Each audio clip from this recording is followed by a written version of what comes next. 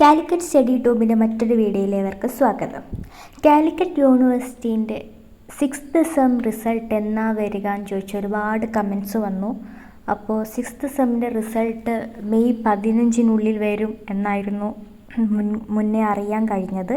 പക്ഷേ ഇന്ന് യൂണിവേഴ്സിറ്റി ഇന്ന് 6th സെമ്മിൻ്റെ റിസൾട്ട് എന്ന് വരും എന്നുള്ള ഒരു എക്സാക്ട് ഡേറ്റ് അറിയാൻ കിട്ടി.